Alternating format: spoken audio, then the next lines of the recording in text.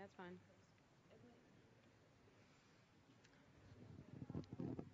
Welcome, everyone. My name is Carol Franco, and I'm a research assistant professor at the Institute for Sustainable Solutions here at PSU. I would like to welcome you all to this lecture, and also I would like to welcome the online audience that is watching us via the Solutions Journal website. So today we're going to have a very interesting lecture and a really great panel. And the name of the lecture today is A Business Partnership with Posterity, Creating an Enhanced Operating System for the World's Economy. A couple of announcements is that we're going to wait for questions at the end, and please come forward to the microphone. And we will also have refreshments at the end, and we can continue with the discussion after the talk is over. Now I would like to introduce you to Lang Marsh, and please welcome him, and let's start with the lecture today.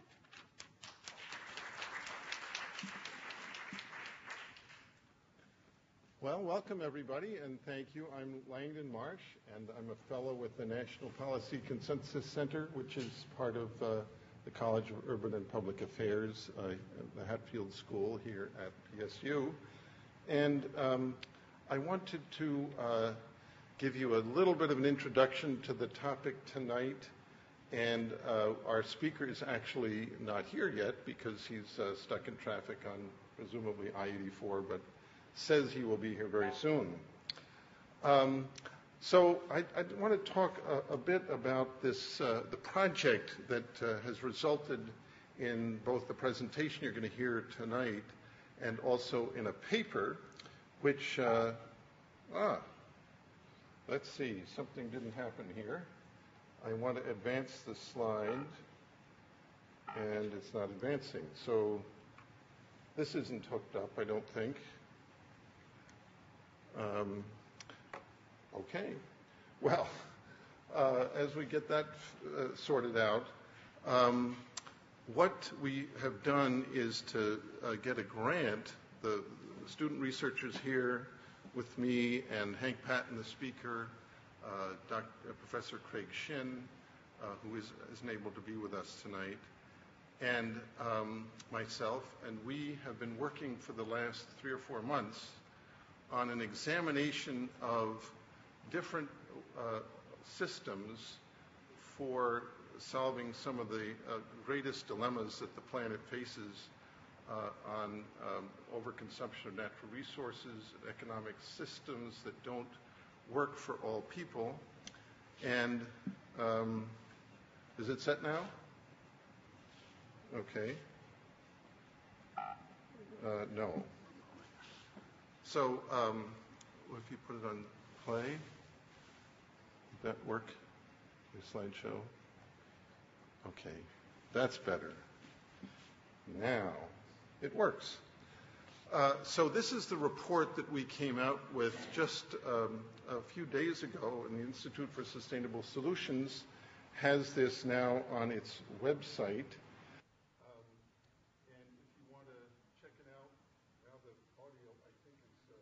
Going a little dry. There we go. You go to the Institute for Sustainable Solutions website, and if you don't have that ability to copy it down from there, it's you can Google Institute Sustainable Solutions and go to the page where there's a tab for solution seminars, and just scroll down to today's topic and click on Read the Background Paper. So you can follow along if you like. Or if you have really great memory and can memorize that web address and plug it in, that's fine too. So the title includes the need for an enhanced operating system for the world's economies. And that has led us to ask a number of questions about why do we have the economic system that we have, what an economy is for, and for whom is it really designed. So the next few bullets here are worth at least 5 or 6 books, but there seems to be a growing idea among thought leaders and academics that the current economy isn't working for the present day world, and it's certainly not working very well for the future. And so because capitalism requires for its success to have continuous growth in material throughput, not just growth in good things, but growth in extraction of resources and growth in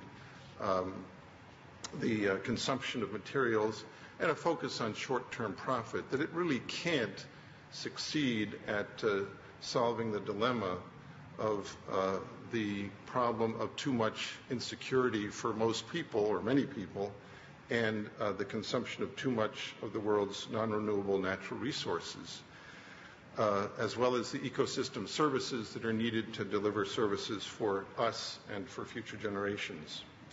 So there's been a growing call, which I'll get to in a minute, for a new operating system for the world's economies, both at the global and regional scales. And the purpose of that is to deliver the things that people really want and need, like jobs and wellness, income and personal security, and community health, and also to protect and restore the natural resources that are needed for us and for future generations. So back to the paper that we have just produced and posted. The purpose of this project came out of some ideas of Professor Robert Costanza, who's the head of the Institute for Sustainable Solutions, to give grants to a number of projects over the summer to look at some interesting new ideas, and particularly solutions-oriented ideas. And we took on that challenge, and we're very grateful to have a grant to begin looking at a number of solutions.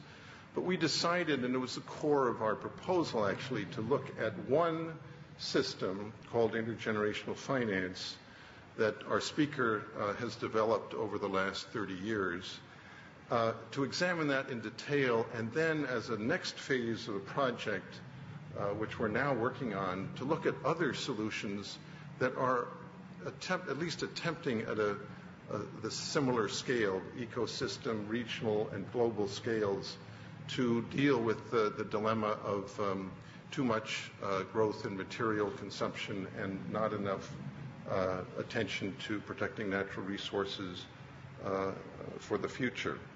So we're going to look at a number of these ideas over the next few months and come up with a second paper at the end of this calendar year that will begin to look at those other ideas and at the criteria for judging them. And I'll show a slide in a minute as to the kinds of criteria that we're looking at to determine whether they would be successful, any of them, including Hank's idea, would be successful at addressing this planetary dilemma. So we're interested in the intergenerational finance idea, which you're going to hear about, because in part it's never been fully documented and presented to a wider audience before. So this is kind of a coming out party for that particular idea. And it's also interesting to us because, unlike many ideas that are out there, it addresses the whole system, the entire planetary system, but also at the local ecosystem and the regional levels. And so it addresses basically the entire system that needs to be reformed. It's also interesting because, unlike a lot of proposals, it relies heavily on the private sector to develop the capacity and the ability to deliver services that are needed within a new institutional framework that's democratically agreed upon and, very importantly, measured extremely carefully, scientifically, over the full life cycle of the outcomes that are being invested in. And it also is interesting because of a new set of investment and market tools, and we will go into those in more detail a little later. So I've sort of gone over this before. I think I went backwards. I sort of went over this before as to the need for doing something now as opposed to waiting for the current systems, the current economic systems to play themselves out over the course of the next few generations. Because, in part, as Dr. Costanza and some of his colleagues have established, we are approaching and in some cases have exceeded planetary boundaries for planetary systems that are extremely important for the future of the human community and for nature as a whole. And I'm going to show this slide, which is taken from an article that he wrote with some colleagues in Solutions Journal, which is produced by the Institute, in the May issue. And this is fascinating because it shows very graphically that some of the systems that we rely on are already not only in deep trouble, but they've exceeded suggested planetary boundaries. So these are 9 systems. The 3 that are way out of whack already include the biodiversity and the biochemistry nitrogen cycle, the human intervention in the nitrogen cycle, and of course climate change is the one that grabs everybody's attention.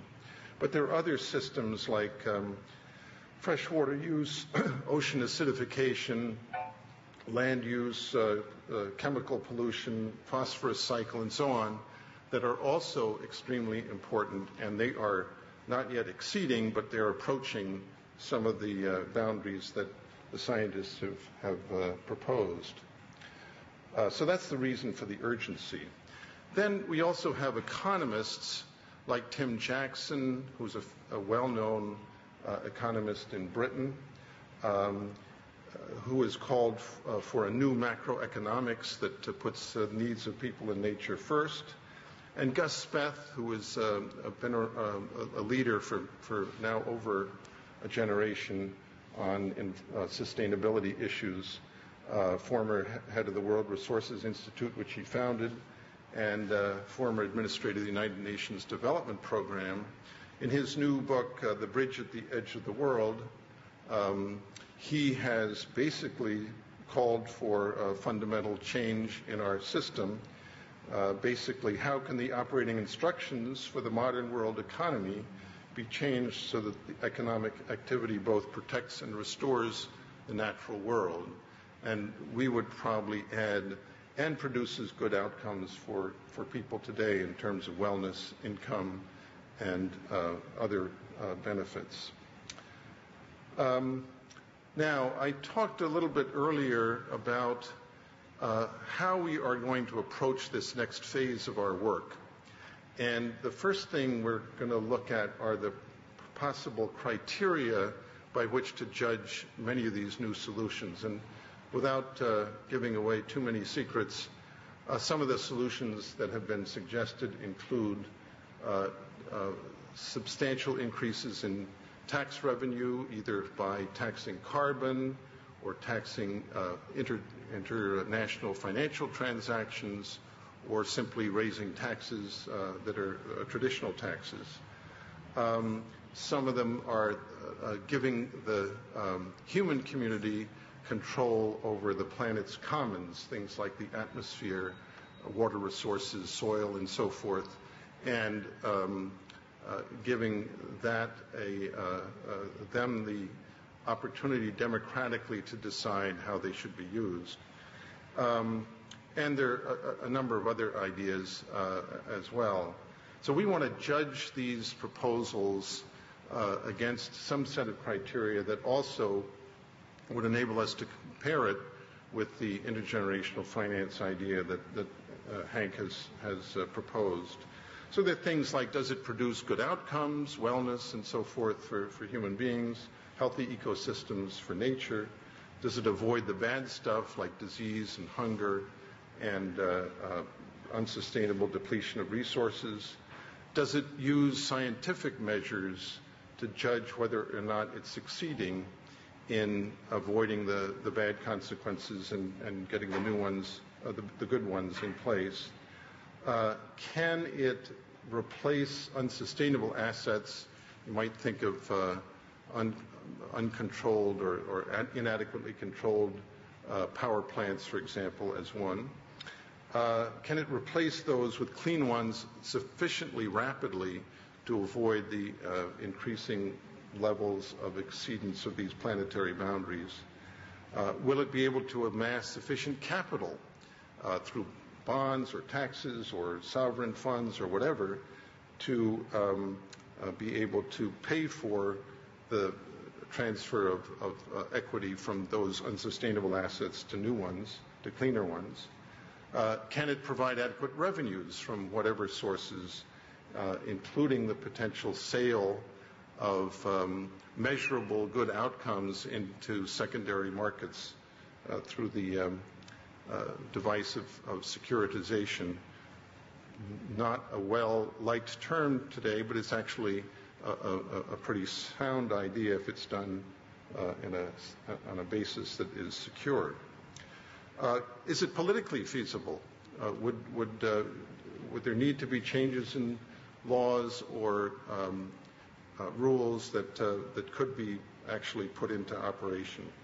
Is it democratic and voluntary or compulsory and top-down? Are there the appropriate partnerships and institutions that would be created to make it happen? Does it reward entrepreneurship? This is a business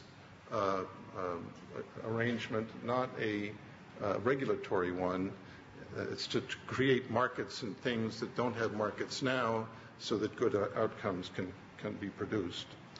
And are the scales right? Can be implemented as sufficient scales both locally and regionally, and that it can produce good outcomes for the people in their ecosystems, communities at the local level, but also at regional, and produce good outcomes for the regional and global scales as well. In other words, can it produce a lot of small reductions at the local level in greenhouse gases, for example, that could then be aggregated and bundled and applied to the global problem? So those are some of the criteria that we'll be looking at, and I hope that by the end of this year we'll have a sort of a handle on that, and we can get our goal really is to have a conversation that occurs throughout this community here and throughout the country and around the world as to what these best systems might be. Can they be, are some of the ideas capable of being melded? Is there some combination of ideas that would produce a better system for everybody? So what I'm going to do, although he's not here yet, is to introduce Hank, tell you a little bit about him, and the student researchers on our panel. We were planning to have Hank's presentation come first. We may juggle that a little bit. And then you probably will have lots of questions. We hope you do, and comments and ideas. And then we want to end maybe with some questions for you, particularly something like if you were a member of the future generation, what kind of economy would you like us in the present day to have to produce enough benefit for them? And would you, as a member of this present economy, be willing to live in that kind of future-oriented economy? So what I think I'll do is tell you a little bit about Hank, and if he's here by the time I finish, we'll give him the floor. If not, our three student researchers have some short things to say about the project and some ideas that they've come up with. Hank Patton is the chair of an organization called World Steward, which is a not-for-profit. It's located in the Columbia Gorge in the Little White Salmon River watershed, which is across from little bit west of Hood River.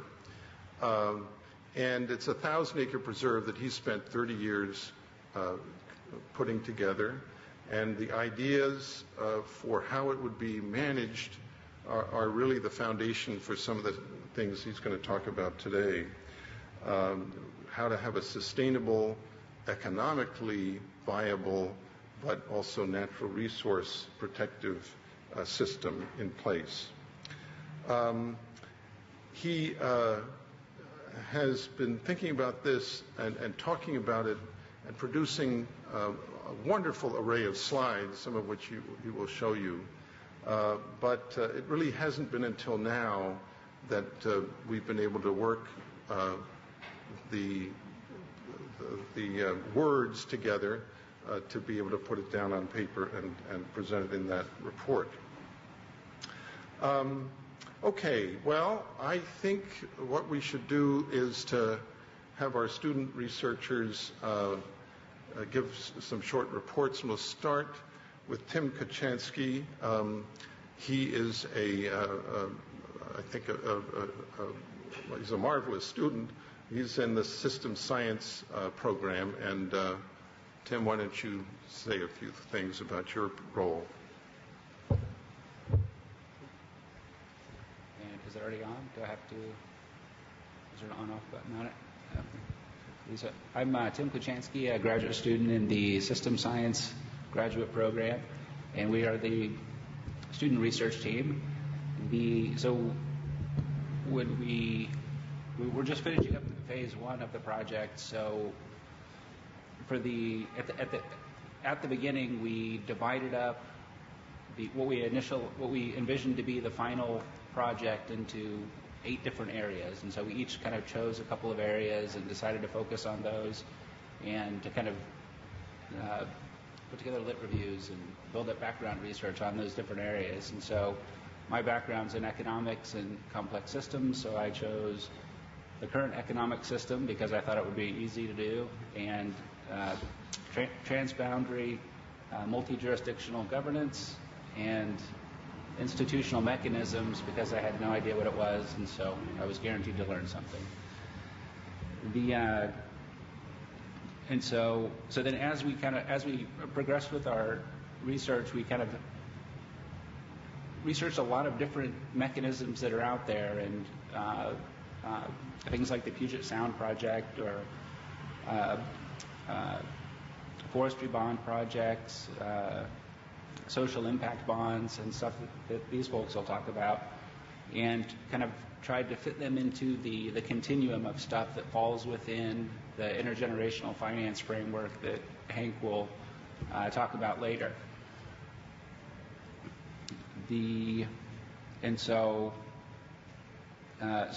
for that's to fit projects into the current economic system and to see how those projects are successful or not successful in creating the outcomes that Lang was talking about.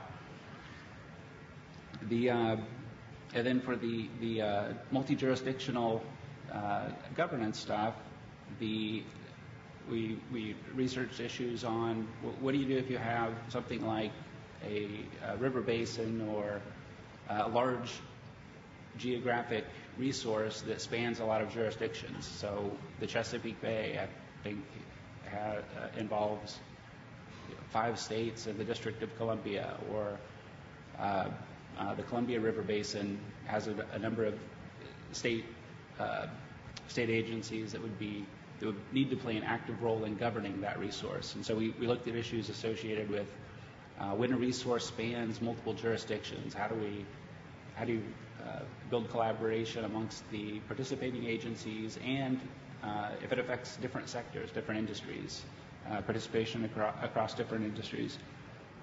And then as somebody that's trained as an economist, the things that were most interesting to me were the relationship between, or focusing on the relationship between ecosystem services, or land as a resource that can, like capital, be invested in or depreciate, and provides provides outcomes, provides economic outcomes. In a Main Street, you can pick up any newspaper or turn on the news, and it'd be pretty easy to hear a story on how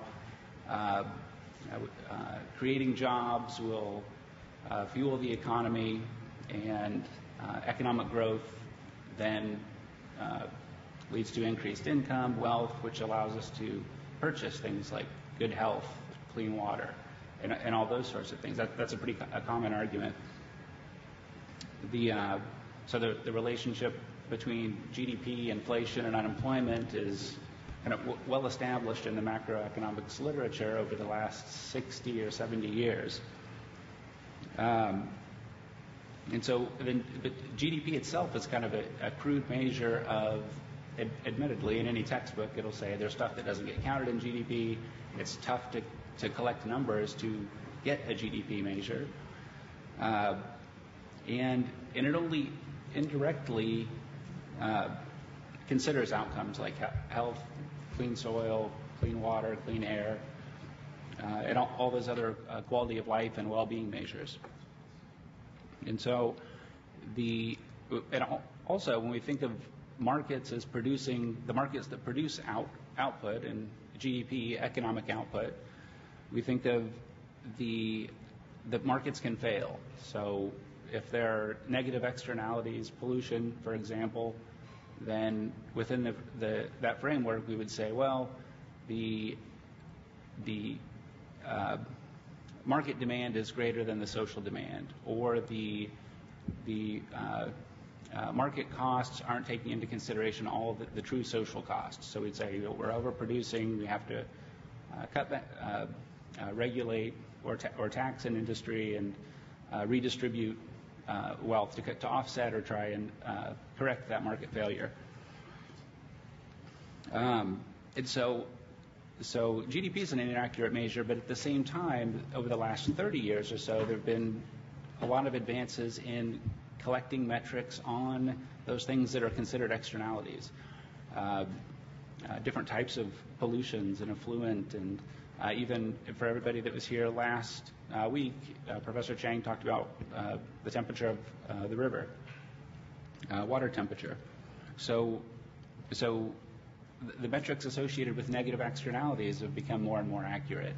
And so one of the things that is neat about this project is that we are exploring different mechanisms that we can create markets for offsets to those externalities. So last week, Professor Chang talked about planting riparian investments, planting trees along the shores to shade the river to lower the temperature. And a tree is a carbon sequestration machine too, right? So if those things can be measured, then if we can create markets for those, for externality offsets, then that's can allow for markets to emerge in offsetting the things that we typically associate with externalities. And then what Hank will mention also, what he'll call redemption systems, are the markets don't necessarily just have to focus on negative externalities as a way to improve positive outcomes, but also to just go straight for markets for clean soils or cleaner water or improved health, et cetera. So that's something that I've found particularly interesting about the project, and it's what's made it so fun to work on. And at the same time, as Lang mentioned, those same mechanisms can steer the economy within safe operating bounds. And so I'm looking forward to phase 2 and putting together case studies, hopefully, and kind of fleshing out that matrix of, or the matrix of that contains the continuum of all the things that fall within the framework of what Hank defines as intergenerational finance, and to kind of see what's worked out there, what are the different different attributes of the different systems and to put those together into a second report. So with that, I'll pass it off to Michael. Introduce yourself, Michael. So my name is Michael Weisdorf. I'm also a graduate student in the Systems Science program here in Portland State. My systems of interest are ecological and economic systems, and I've been doing a lot of work looking at how models of ecology and economics can be integrated together, which is what brought me to this project. I was extremely intrigued by the first time I heard of intergenerational finance. It's pretty common in discussions of environmental and ecological economics to hear about externalities, external costs, social costs, some of the things Tim was just touching on. And the real sort of genius of this idea, as far as I've been able to tell, is that intergenerational finance allows us to turn those external costs into essentially external benefits. We all know that we want things like clean water, clean air, good schools, communities with jobs in them, low incidence of disease, reductions in public health problems of every kind. But the current economic system is not particularly well suited to aggregating large amounts of capital for those purposes. In fact, the current economic system really excels at directing large capital investments towards systems that actually exacerbate those problems or create new problems that we've never even heard of before. The idea is that there's an institution or an institutional role missing from this equation. There's one sort of concern that's not really being looked out for in the current economic paradigm, and that's really posterity. The role of advocate for future generations is just not being played by any of the current participants in the market.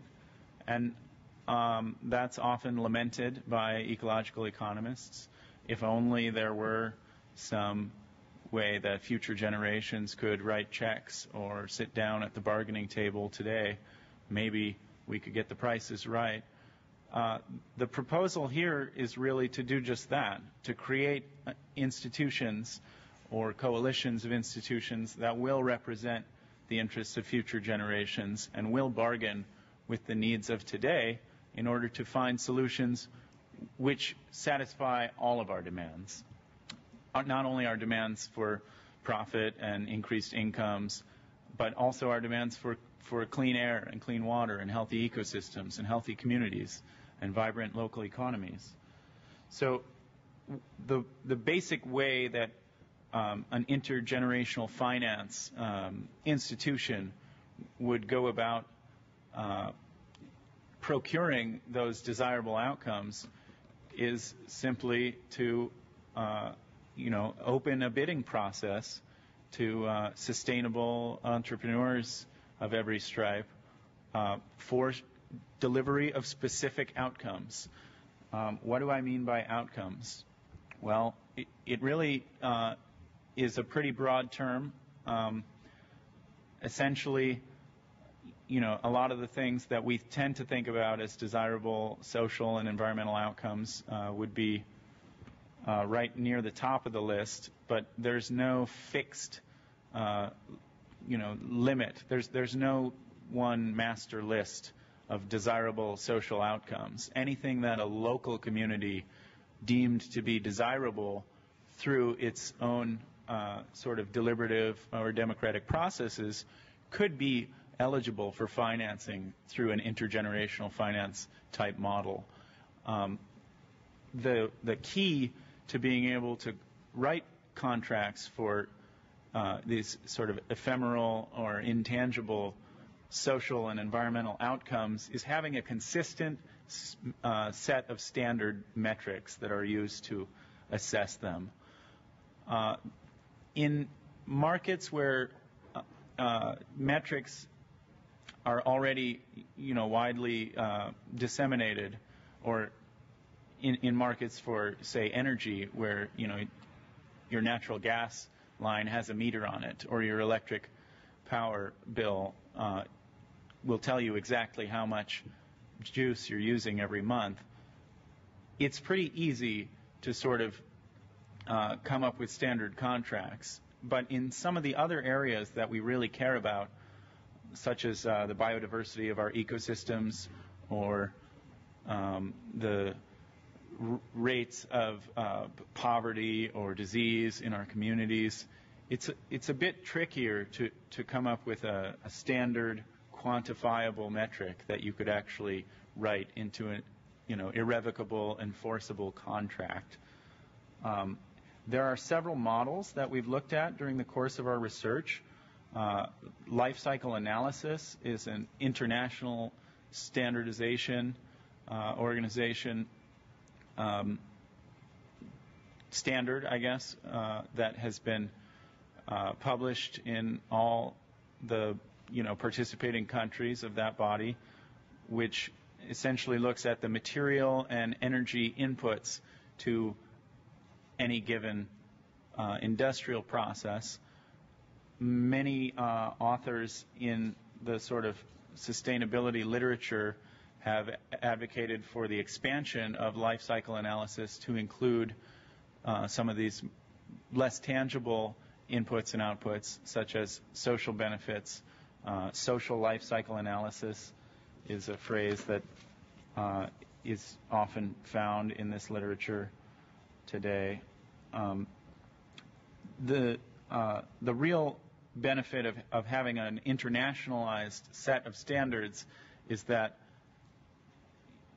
you're not any longer just dependent on things that can be translated directly into dollars through commercial markets to assess these contracts, but say a local government could enter into a contract to provide a certain number of jobs within its jurisdiction, or a local health insurer in the Pacific Northwest could enter into a contract to reduce the incidence of lung cancer, and therefore the amount of money it would have to spend treating cancer patients who are insured by its policies.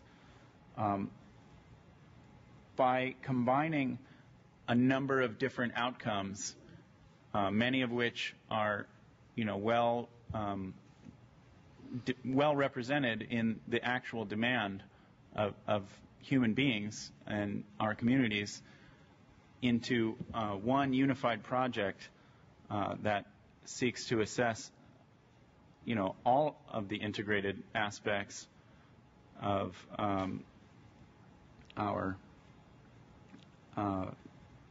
our list of desirable outcomes, we are able to raise the necessary capital to accelerate redevelopment of our current infrastructure, retire some of the sort of worst performing assets in terms of social and environmental costs, and therefore avoid the cost of mediating all those problems after the fact.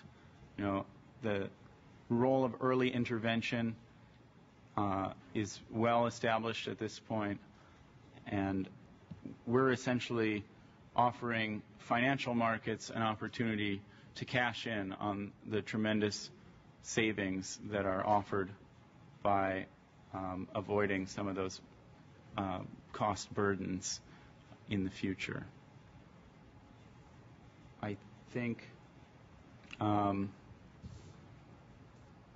just say one more word here about the question of scale. Intergenerational finance is definitely not a one-size-fits-all solution, but it can be implemented at a number of different sort of bioregional, statewide, national, international scales. The real vision here is that an IGF institution would be tied to a specific place, and therefore the well-being of that place and its ecosystem and the human community there are really at the forefront of the mission statement of this institution.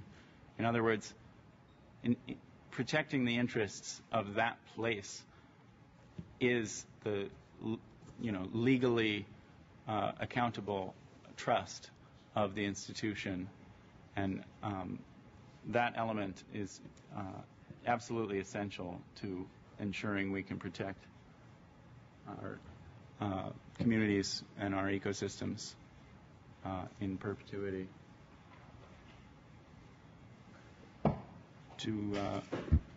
I guess I'll turn it over to Jenna. Okay. Hi. I'm Jenna Knobloch. I'm a student here working on my BA in economics. And what really attracted me to IGF is the opportunity to foster a more integrated approach, not only to payment mechanisms for ecosystem services, but for other social and economic goals as well.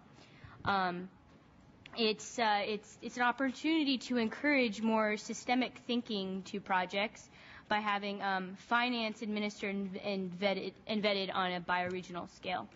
And sort of my area of research was in looking at really promising social innovations that are going on today that can inform the development of IGF. And I'm just going to briefly go over a couple of more salient examples.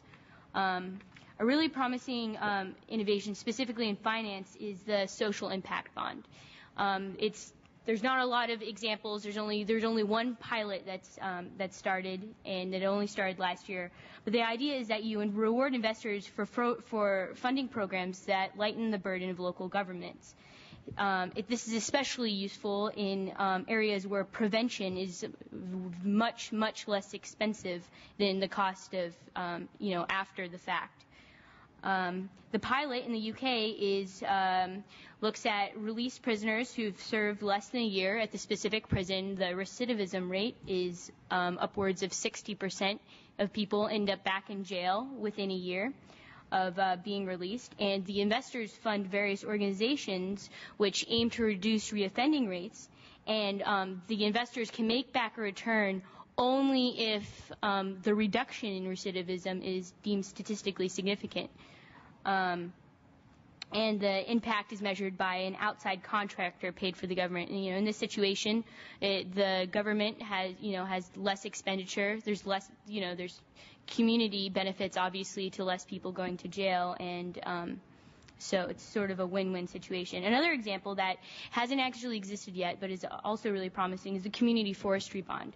The community forestry bonds are, first of all, they're long-term bonds to finance the purchasing of a forest, which is then paid back with sustainable forest activities. The first proposal of this was was up near Seattle. However, Congress failed to vote making such a bonds tax exempt, so this didn't fall through. But here in Oregon, we passed the Oregon Community Forestry Bill, which allows municipalities to create separate authorities which can issue bonds to pay for forests, and then can slowly, be paid back to the bondholders with, sort of long-term thinking management of the bonds. The last example is one that has an international reputation, is the New York City Watershed Agreement. The context is that when pollution upstate started threatening New York City water quality, the city was faced with the choice of building a $48 billion water filtration plant, which would also have millions of dollars in operational costs, or move to protect upstate watersheds so that they could just continue to pipe in the naturally filtered water by the forest there. So they took a sort of new approach to to reducing pollution, and they engaged the residents in a voluntary, in a voluntary system of, increased environmental regulations. But the city also invested in community and economic development projects. This has had a net positive impact, despite the increased economic costs of, environmental regulations. The job growth has not only been positive, but exceeded other areas in upstate New York. And this is an example of a project that links community development, reduced budgetary goals, and environmental outcomes. These examples, could be very relevant building blocks to creating, new ways to build incentives and investment for quality outcomes, and encourage more integrated planning for projects. So that's about it. Thank you. This has been a great group of students to work with, and I really appreciate the depth they went into understanding this complex set of issues. And now the man you've all been waiting for, fresh from I-84, I think, and the chair of the Biodiversity Reserve in Little White Salmon Watershed, Hank Patton.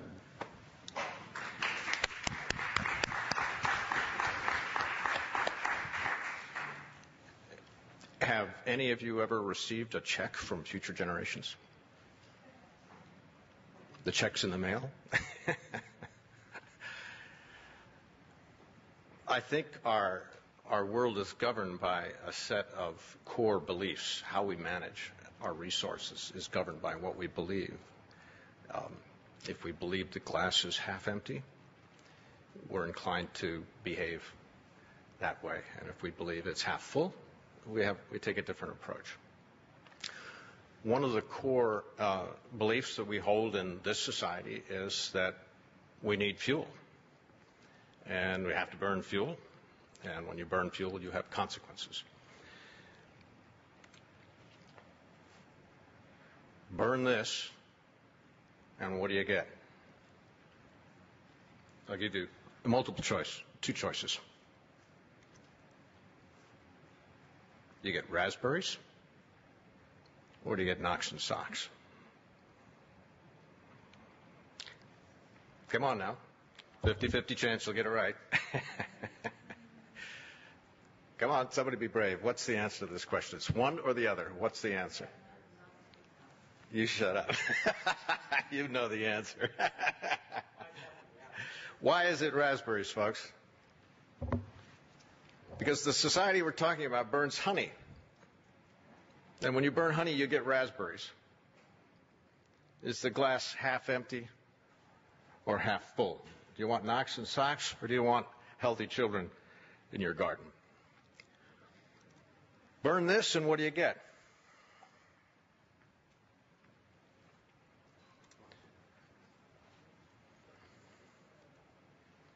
So here we are in a historical perspective. If you are in the middle of the blue zone, your view of the world is a little distorted. But if you look at the time frame from when human society began to behave and to where we are going to be in a not too distant future, the blue zone is almost irrelevant unless you begin to change the way life works on the planet. And when you do that, there are future consequences. And if you hide those consequences, you begin to have problems. The problems in the traditional management regime that we are all very familiar with, we've come in this new discipline of partnering with the future, or intergenerational partnership, or intergenerational finance, to look at the contemporary management regime as a two-sided one, where producers produce, consumers consume, regulators regulate, and everything goes downhill. You're familiar with this pattern.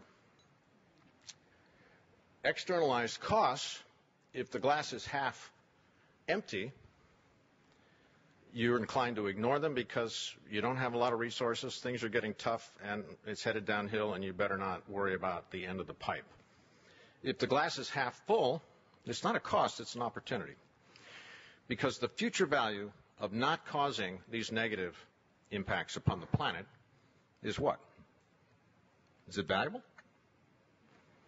Anybody disagree?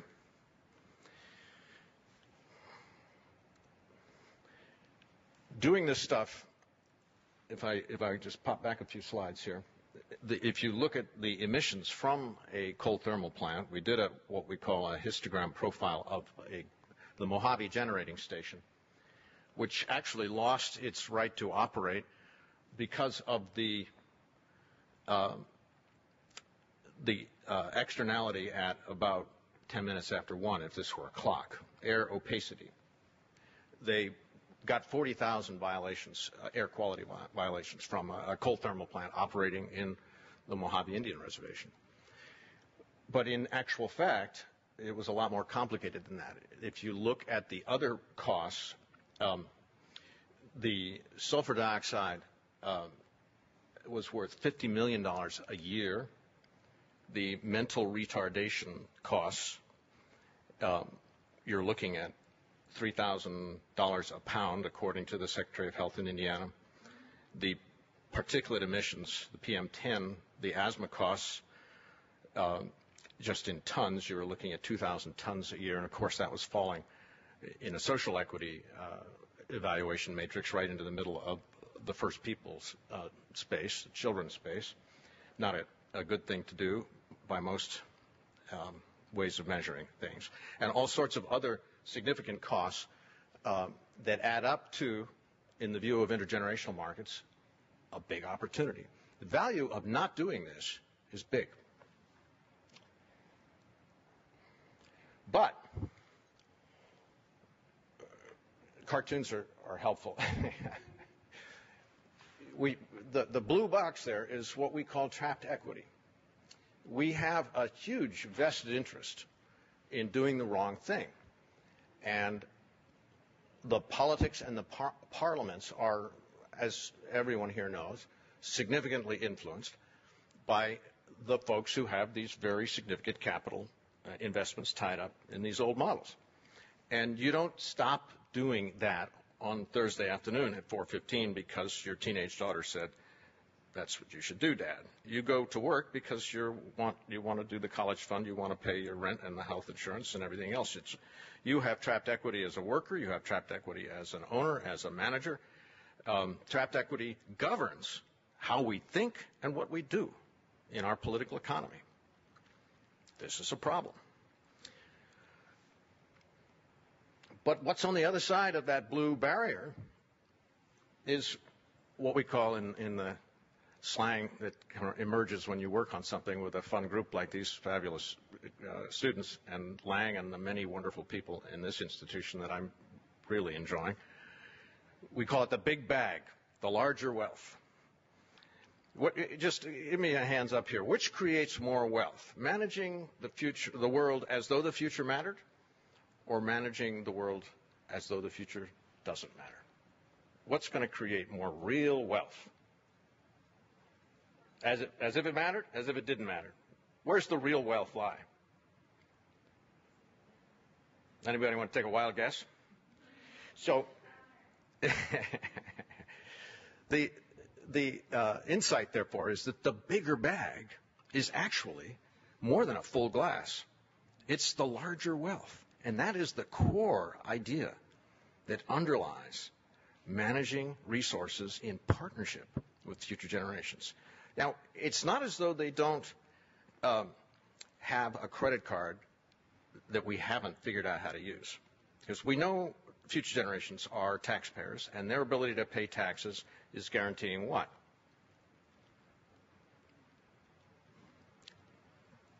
They're paying all the additional costs through their ability to underwrite national debt that the taxpayers and the corporate interests and the folks who presently don't want to pay taxes are not paying. We go into the world credit market with our grandchildren's credit card, and we put it on the card. effectively. So it's not as though we haven't figured out how to use the creditworthiness of those who come after us. But it's a little bit like finding somebody else's wallet when you sit down at the restaurant, right? And saying, oh, let's have dinner. And it's really not a good way to run a railroad. And these are shifting consequences. If you intervene early and pick any problem that you ever encountered, from invasive weeds to alcoholism to drug addiction to obesity, the earlier you intervene, the less it costs and the more value you create. So a core insight in intergenerational stewardship is to imagine the most effective early intervention strategy. Out in the gorge in our wildlife refuge, we have a lot of invasive weeds. And there is also quite a list of new ones that are coming in. And boy, I wish I could have talked to the guy who put a pretty bush called Scott's broom on a four-masted boat about 112 years ago, because he I'd saved myself a lot of trouble. And by the way, we do have, and this is where there's an interesting rule, another axiom in IGF. We call it the inverse perverse rule, and that is that the more important something is, frequently the harder it is to measure. The more important something is, the harder it is to measure. And it's, when you go out into a field and there's 26 million plants growing there, one of them may be the first of a new invasive species. And it's very hard to teach people to see something they've never seen before. And you know, there's an interesting complex dynamic between knowing a big problem before it happens and acting in a timely way to intervene. But I'd like you to recognize you can either look at this as an, oh my God, this is schematic, or everything that's read from the perspective of the discipline of IGF is a business opportunity. It's really valuable to pay somebody to intervene before the moment of escape. And we know this. Ask any professional who has to deal with a contagion of any kind. Do you want to wait till Ebola is in Seattle, or would you like to catch it before they get on the airplane? You know, and it goes on and on from there. So there's a great deal of value there. This is a schematic that's intended to illustrate the importance of thinking about the interconnectivity of outcomes. If the red line is exactly the same line we were looking at, but it's the avoided costs of being a fat nation. Intervening early yields a great deal of value, and it accumulates in significant ways in other sectors that you may not think immediately as directly linked. But in actual fact, there are huge, obviously, huge health and employment and personal well-being implications that are an incremental part of the costs that accumulate as you delay in intervening in the wellness agenda of an individual. If you move the dotted line to the left, the accumulated or the aggregated cost of the intervention and the benefit to the receiving party are obviously go up significantly. And if you move it to the right, you're in a crisis, and pretty soon you're dead. So, given there's more real wealth in managing resources as though the future mattered, how could we possibly take this idea of more wealth and turn it into an operating system?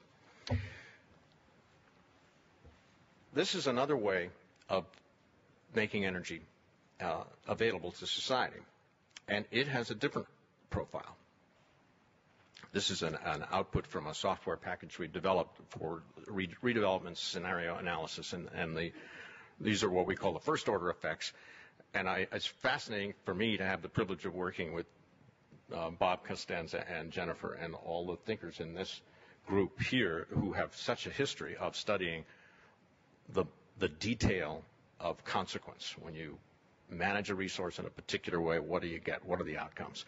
And Costanza's work is internationally famous. I think one of the papers that he published is the second most cited paper of all time in the nature inventory of environmental, the value of the natural economy. So what you see here and the spread between the earlier histogram of the coal power plant, every line is an opportunity for, as Jenna just was describing to you, an impact bond. And we imagine that a standard framework for bringing measurable problems into an environment where there are teams who think about design that delivers value is a business solution to which uses value creation in the way business uses value creation that could be applied to these complex problems that we are dealing with.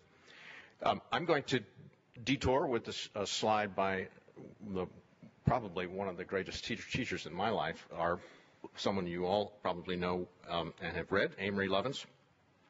But this is a really amazing slide when you look at it, because what Amory did was turn most people's thinking on their head. This is a supply curve, and the green line is showing you an increasing price for conservation measures until you get to the red line where each measure is no longer cost effective, meaning it doesn't pay to buy the measure, which may be very expensive windows. And what's beautiful about this is he had this insight, and it governs a huge amount of the way I have been thinking about these issues. But his insight was that don't buy that measure, but when you're studying it, just put it in a bin. Aggregate the incremental benefits of all the different ways that you could make energy use lower in that building until suddenly, boom, he calls it tunneling through the cost barrier. You have so many conservation assets, you no longer need to buy a heating plant. You no longer need to build a room with a roof in which you put the heating plant, and you don't have to replace the heating plant in 20 years. What a profound insight that is, because he shows that if you bundle outcomes, I've got 10 minutes left, my team is making sure I know. If you bundle those outcomes, you're going to capture a transformative opportunity. And one of the key roles of IGF is to provide a framework by which not an end-of-pipe solution can be taped onto a dirty asset, but by which you can take the asset completely apart and rebuild it to deliver multiple outcomes. So, thank you, Amory. Anyone know what that sign in the lower right means? Japanese character? Muda. Waste. No muda. So how do we unlock the big bag? How do we get there?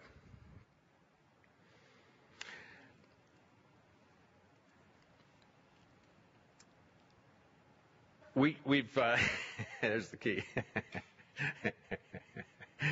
The golden key has 3 bumps on or tumblers in the lock, and we perceive that there are 3 classes of barrier. This work that we're talking about here is sufficiently complex that you're always looking for more simple ways to describe it. And the 3 primary barriers that you face are what? I named one of them. We all own the wrong stuff, right? What do we call that? Trapped equity. That's a huge barrier. And it's not just the cars that we own and then the railway trains that are designed to carry coal and all the people that have bought the steam shovels and all the people trained to operate the steam shovels. It's not just it's that our belief structure is based on the conviction that we have to do it that way because we don't have enough money to do it any other way. Not true. So trapped equity. Capital jobs are stuck in the old hardware, and the old dangerous fuels equally stuck the politics and the parliament. So that's the first tumbler in the lock. Second barrier, we'll move to the other side of the key in just a second. The second critical issue here is what we call the unmeasured consequences issue. And this is where Costanza and his group and the whole vision of solutions is so powerful, because they've been thinking about everything else. It's not just about money. It's about a complicated living fabric of relationships. And if we don't measure that stuff, we can't manage it. This classic buzz phrase in these recent seasons, if we value what we measure. You don't value it, you can't measure it. You also can't make a market in it. So that's obviously a huge issue. And this is the one that really IGF brings to the gift that I hope we're communicating clearly to you, and why we're so excited about these ideas. And it's called the transactional framework. There has not heretofore, and presently still, is not a buyer for long-term outcomes. It's all the quarterly report. This is a problem. If there's no buyer for stuff that's going to happen to you in 10 years, how are we ever going to steer the ship? It's guaranteed to go to places where we at least don't know and probably don't want to go. So what are the tumblers in the lock? The first one is you've got to have a way of moving your capital, a way of getting your chips back. This is what we call the equity relocation function. And we're not talking about issuing checks for inflated values to fat cats who've been screwing us for 50 years. That's not what we had in mind. But we are interested in inviting people to get a first mover advantage by retiring legal dirty assets. These are dirty assets and they're legal. We burn this stuff every day. Most of you did today in some measure or another. So we're all stuck with this problem. But what if there were a framework by which you could take early retirement for that asset and bid in a fair, transparent environment against other companies that wanted to get first mover advantage in a clean new technology? That's a valuable place to be. And if you get people bidding against each other, it's not going to be a full replacement cost, believe me. And I do believe for us, what we call a threshold value is that if the costs that you offset, that you prevent happening to the future are greater than what you had to pay, that sounds like, to me, that a reasonable definition of an okay investment, that moment of escape. And when you throw in losing all the ice on the planet, which is one of those costs that's in this equation, it may be a bargain to get rapid action. Okay, your second big tumbler here, the critical tumbler, is you've got to have a standard third-party system for measuring real outcomes. I'm not talking the rear-view mirror indicator approach to looking at stuff where you wait until the end of the year and you figure out you did it wrong. That's not what we had in mind. The trick is to understand what's really happening, and in a way that can be bid by people who make things and do things. The way these are not front page stories. These are issued in the back of the Financial Times, where invitations to bid to deliver the same kind of stuff we deliver when we build bridges. Only these are outcomes. The third, okay, Lang, I'm watching you. I'm down to 5 minutes now. He's a fabulous manager.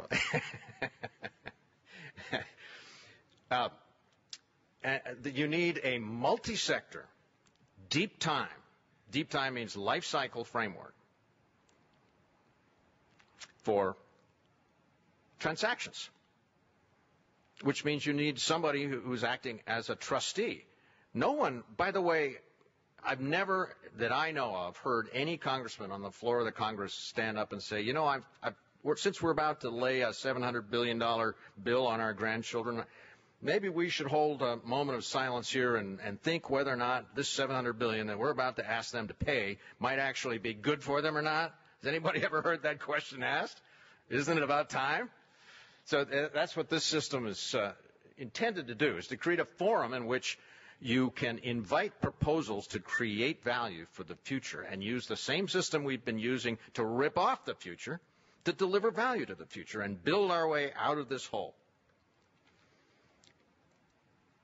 So this is the old model. What does the new one look like? Who did we just bring into the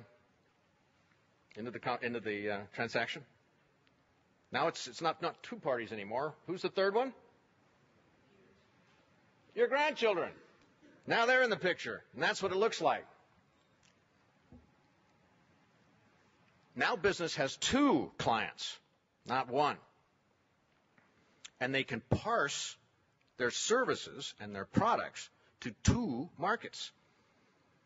The chef does not want a soil conservation district, particularly when he's making dinner. He wants a zucchini. Future generations don't need a zucchini. It'll be in bad shape by then. Future generations want a soil conservation district. So you are parsing the service that organic farming, for example, delivers. And the reason why there's a lot of spread between so-called commercial or chemically produced zucchini and organic zucchini is that you're forcing all of those externalities into a very short-term, sometimes a 2 or 3 year transaction, whereas the true costs of that stewardship should be distributed over the term of the benefits, which is, when you're talking about soil, perpetual. We're in trouble when we don't have soil, folk. So I'm just going to, in my last minute here, throw you one that, since this wonderful group of students has created there is a design community in PSU talking about a biogas operation. So we've created a little example of how to relocate trapped investments. If you had two old-style businesses, a laundromat and a greenhouse, what could we do with these two classic old-style businesses? Anybody want to mash them up? What would it look like?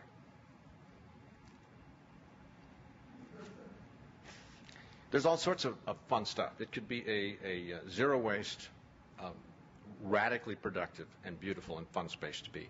And I have to say, I have never worked with such bright and wonderful young people in my career. It's a really good sign that old guys like Lang and I get to work with this kind of help, and more power to them. So there's your quick intro.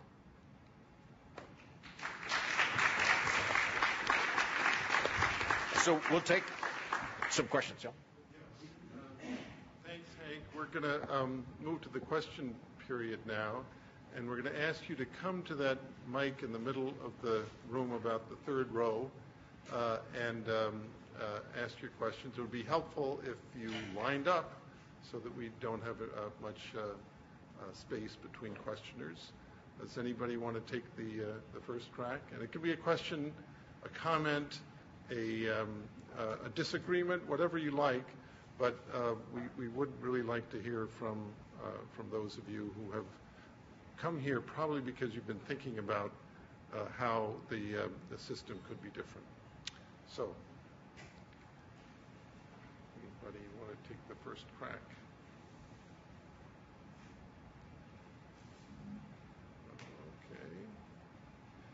Okay. There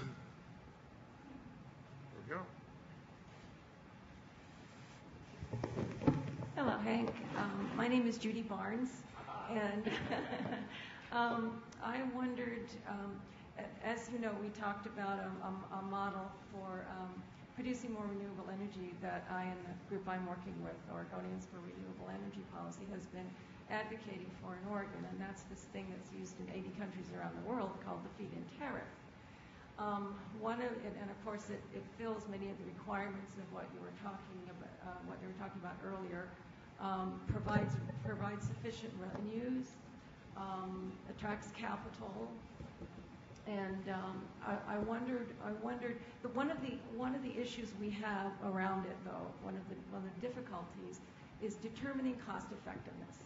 Okay, because the model requires that you pay the real cost for renewable energy now. Okay, which is higher than fossil fuels, mainly because we don't pay for their externalities and they are highly, highly subsidized. So the cost of renewable energy now is more expensive because you're also building infrastructure. But the cost of it to come will be comparatively lower. And I wondered if you have any advice on how you apply the intergenerational financing model to that question of cost effectiveness of investing in renewable energy now. And any comments on the feed-in tariff model as well? Thank you. Well, that's really an extremely well-targeted question because, and I know some of our team here have thought about that and care about that issue a great deal. The feed-in tariffs have been extremely effective, and one of the reasons why Germany is the leading European manufacturer of solar is because they had this ability to guarantee a price for an irrevocable term.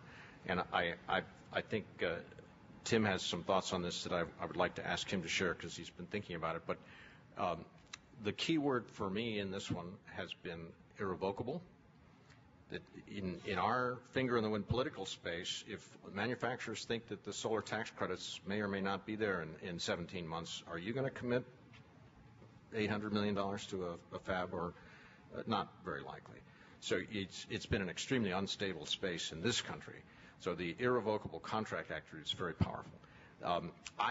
We have taken the view that a watershed-based system of financing that incorporates all the true costs so that you look at what's really happening over the life cycle is the only way to finance energy infrastructure, and which addresses, Judy, I think, an issue that you were talking about there, which is really the game is kind of pretty dramatically skewed the way we've been doing business. The other thing that IGF lends to this that is so powerful is what I think of as a feed-out tariff. The feed-in is the energy that's going into the grid, and you get paid a good rate for that, which means it becomes bankable. You have a contract for the solar collectors on your house you can take to the bank, and that means people don't have to pay so much for their fuel. They're net revenue positive, and the local solar people have jobs building clean infrastructure. Doesn't that sound like a good idea? And it's cheaper over the long haul, but particularly the positive externalities generated by these clean systems can be vetted, bundled, and sold in secondary markets. And that's what we call the feed-out tariff. And if you aggregate the feed-out, you get a very dramatic change. It's essentially the real number that you want to know. What does it really cost? What if you retire a dirty asset, replace it with a clean asset, you're getting the spread between those two. And that's a lot. There's a lot of value there. And Tim might want to add something to that.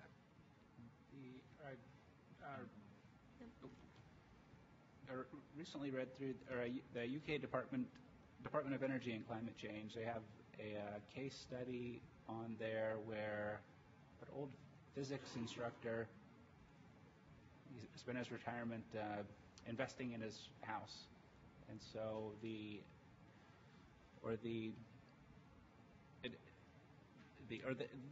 way that was structured, it depends on whether it's a new construction or existing construction. There's the feed-in tariff, the amount that you, even just generating your own electricity and consuming that, I think the rate was like 37, depending on a bunch of other attributes, like 37 pence per kilowatt hour. And then if you produce enough to feed into the grid, it's an additional 3 pence per kilowatt hour. And then for the case study that they have on the site, he had done a few other things to invest in his house, and so with insulation and a whole other spectrum of improvements. But I think he calculated as a personal investment on return to be like 5 to 7%, and that's completely net of carbon offsets and everything outside the household system. But so you could think of aggregating that across households in a region, and the larger effects of that, and also the carbon offsets from that. That's all I've got. Thanks. Any other questions or comments? Hey. Got a couple of questions from our online audience. One of the panelists described intergenerational finance as being tied to a specific place. Yet I wonder one of the panelists described intergenerational finances being tied to a specific place, yet this online listener asks, I wonder how that works when thinking internationally. Can you expand on how this would work on an international scale? Well, we actually think that place-based solutions are causing global problems and are so-called solutions, and that place-based solutions are going to make a lot of significant global problems go away. So, but one of the, I don't know how many of you had the privilege of listening to Eleanor Ostrom when she did her talk here in Portland a month or so ago, but or read her work in the Solutions Journal with Robert and his team. But polycentric systems is an insight that she's shared with the world, and a polycentric system permits you to function at different scales depending on where and how things fit together. The scale could be very large, or they could be medium or quite small. So the same kind of capital that would redevelop a inefficient laundromat and an efficient greenhouse into a very efficient solar biogas plant on a college campus or in a village. That same capital, even though it's doing tiny little laundromat projects in Eastern Oregon, could also be doing a major redevelopment of Centralia or Boardman with a global atmosphere as a major consideration in that transaction. And the price of the redevelopment and the other values that are delivered at that very regional scale would, I think, show that a clean energy early intervention, remember the curve where it gets more expensive the longer you wait, that early intervention could make some very interesting projects cost effective. And that's even after the recent agreement, for example, on the Boardman plant. I think it could be redeveloped. At the even larger scale, I don't know anything. I haven't seen no proposals except the one that we have presented to you tonight that could address a problem as gigantic as the Mississippi dead zone, where you've got, how many states, Lang, was it? 21. And some very sophisticated analysis being done, but no transactional framework. I mean, it's out of control, and we're killing. There's because this is being recorded, I don't want to quote the wrong number, but I think the latest number is there's 36 dead zones around the planet. You marine biologists straighten me out, but that's growing fast, and they're out of control, and you don't know one until you find it, and it's a big ocean out there. So these are not pretty pictures. One more. Representing our online audience here. So if money is banked, who is in charge? And how do we keep the funds from being looted, as, for example, our social security system? Who runs the bank? Was that the question? Good. Obviously, fiduciary trust is at the center of this, and I do believe that there are some very fine utility-type structures that are transparent. Personally, would advocate in all of these models that the representatives be elected, that they run fairly and openly with their qualifications to serve as trustees. Existing utility structures are pretty effective, although sometimes they're embedded in historical boundaries that are awkward. One, because they're not ecosystem boundaries; they're human boundaries. They're legal boundaries, property boundaries. But the underlying issue is transparency, good accounting. All the allocations would have to be bid. I personally view that trustees should have to literally swear an oath to serve the best interests of the future. Be an interesting oath to hear somebody take. and all of the other traditional expectations that we have of accounting would have to be in place. The beauty of the system we're proposing, of course, is it's accounting for whole system life cycle costs, not just money. So there are other consequences that would get good accounting through this mechanism.